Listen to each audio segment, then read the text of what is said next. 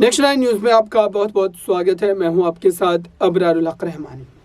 दर्शकों, महाराष्ट्र की सियासत में आपने देखा किस ढंग से पहले तो उद्धव ठाकरे की शिवसेना पार्टी को भारतीय जनता पार्टी दो भागों में बांट देती है, एक नाथ शिंदे गुट और दूसरा उद्धव ठाकरे गुट।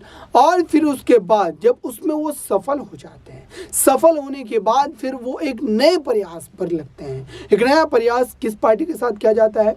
वो पार्टी है एनसीपी।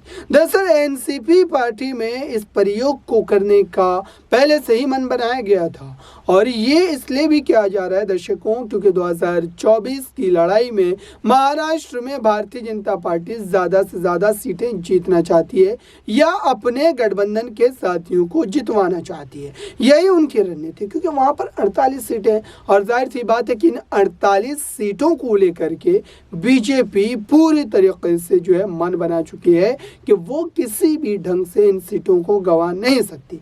अब आते हैं एनसीपी पर।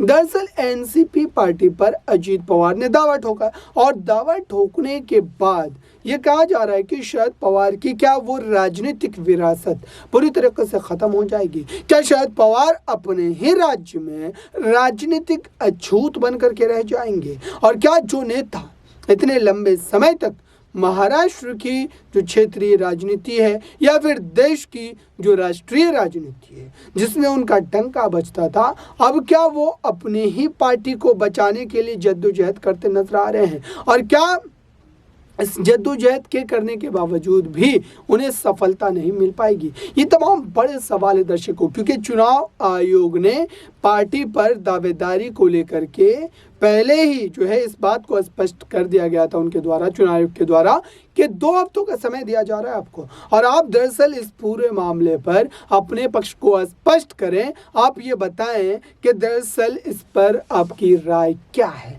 किस ढंग से जो है आप यहाँ पर जो है चुनौती खड़ी कर सकते हैं। सबसे बड़ा सवाल ये है दर्शकों कि इस समय तक अगर देखा जाए तो चुनाव आयोग की जो स्थिति वो बिल्कुल स्पष्ट नहीं हुई और नहीं ये कहा गया है कि चुनाव आयोग इस पूरे मामले को लेकर के किसी के भी पक्ष में फैसला सुना सकता है। तो इस पर सभी की नजरें टिकी। अब देखते हैं कि चुनाव आयोग इस पर अपना रुख किस ढंग से बताता नजर आता है। इस खास रिपोर्ट में बस इतना ही।